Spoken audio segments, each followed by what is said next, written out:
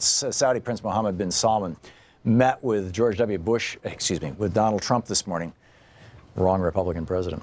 And there's some very, very dangerous stuff going on right now with this whole Saudi-Israeli realignment and the Saudi war in Yemen and the Saudi-Israeli alignment against Iran. And I wanted to get Dr. Trita Parsi back on the program to talk about this. He is the president of the National Iranian American Council, NIAC.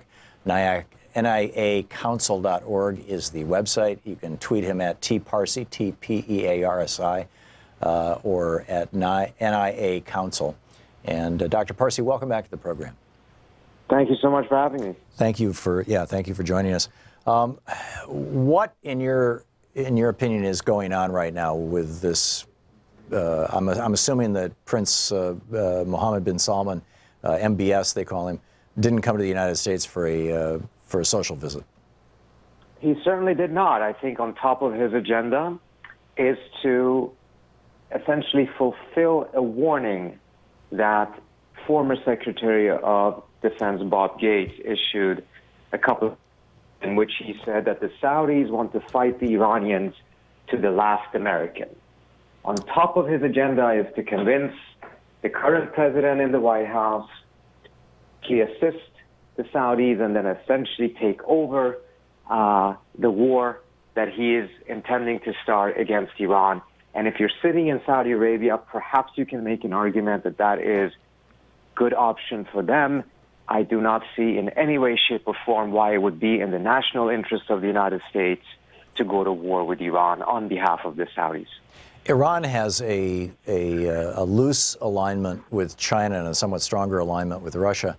I heard you say that Iran has a loose alignment with China and perhaps a stronger one with Russia, and then it broke. Yeah, and I said, correct me if I'm wrong on that, but where I was going with it is that Yemen's alignment with those countries is pretty marginal.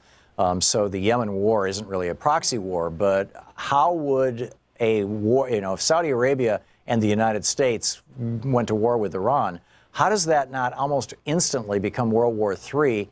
With the United States being at war with Russia and China? I think it's a bit worse than that. It's not so much that it would become. I think it's almost by definition designed to be that, because the war that I believe that they are planning is one that would be defining for the region, meaning that it would dramatically change the balance of power in the region and then cement that new balance. It would be similar to what we saw after World War II in Europe, in which a completely new order was established. That is what the Saudis are looking for.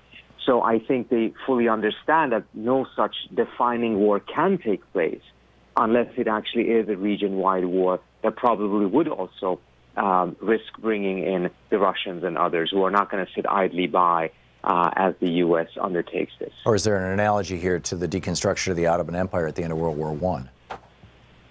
To a certain extent, I think you can make that argument as well. And I think what is, again, fundamentally shocking to me is that I understand as to why the Saudis would think this lies in their interest. I think one can make an argument that they're also mistaken. But I just do not see how in any way, shape, or form this is in the interest of the United States. Yeah.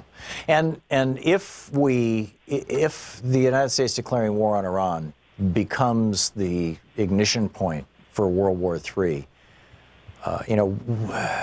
one of the loose rules, it seems, of warfare, of the relationship between warfare and technology, is that every time a new technology is developed in the interregnum, in the interstitial periods between wars, that new technology typically gets used in the next big war.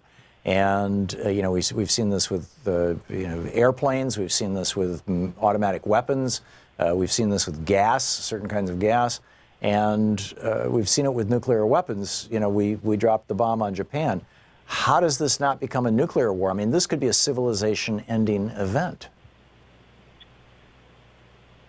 Yeah, unfortunately, because I think too many of the players have now convinced themselves that war is inevitable. In addition, they convinced themselves that the other side is absolutely intent on going to war, which then means that they really don't have much incentives to think that in this coming war they shouldn't go all out. Right. And this is what I also think on the American side there needs to be an awareness of, which is that whereas Iraq was not a militarily difficult target for the United States and it won the war militarily rather quickly, the reality is that Iraq never really developed much of an asymmetric capability. The Iranians have been essentially investing fully in that for the last 25 years, meaning that they have been preparing that the United States one day might actually try to attack them. And they know that they cannot win the conventional war, so they have developed the capacity to be able to inflict significant pain on the United States throughout the region. And the U.S. is very, very vulnerable in the region. Yeah, and Iraq arguably had done the exact opposite of that in his effort to throw open the doors to the UN weapons inspectors and whatnot. You know, Saddam Hussein had destroyed all his weapons of mass destruction and basically neutered his country. And a lesson that obviously the Iranian leadership and the North Korean leadership noted when George W. Bush referred to the three of them as the axis of evil. What can we do about this, Dr. Trita Parsi? I think it's absolutely critical that the American public really takes a strong stand against this, because even someone like Donald Trump is going to have a tremendously difficult time pushing for a war if the majority of the American public is against it, because the Pentagon, the military, does not want to go to war knowing that it has more than half of the population opposing this effort. So public opinion here actually does matter tremendously. It just needs to be mobilized much sooner than it was in 2002 and 2003, in which the real push didn't come until roughly a month before the war started, which by that time was too late. So is this a matter of calling the Congressional Switchboard at 202-225-3121 and asking to speak to your two senators and your member of the House of Representatives? Absolutely, which then means that the confirmation of someone like Mike Pompeo, or if Trump were to appoint John Bolton to be the national security advisor, there needs to be strong public opposition to these measures and to hold congressional leaders' feet to the fire by saying, if you are confirming these individuals who have such a clear pro-war record, then you are enabling Donald Trump to start this war. Wow, that's tough stuff. Occasionally you see people coming into a high government position and suddenly moderating their rhetoric because now they're confronted with the reality of they're no longer campaigning, they're having to govern. Do you think that Mike Pompeo, for example, that his time at CIA might have sobered him up a little, and he might be thinking, hey, you know, a war with Iran might not be such a good idea? Or is he still running on that rhetoric that was, you know, so popular with the Republican Party a few years back? Well, still is. I think he has toned down his rhetoric because of his work as head of the CIA, although, of course, his rhetoric is anything but benign. Right. But I don't think he has changed his views. I think he is exactly what he was before. We have no indication that he has sobered up.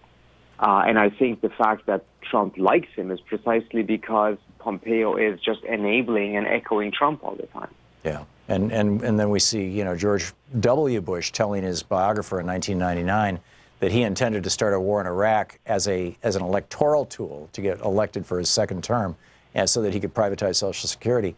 Reagan had his little war in Grenada.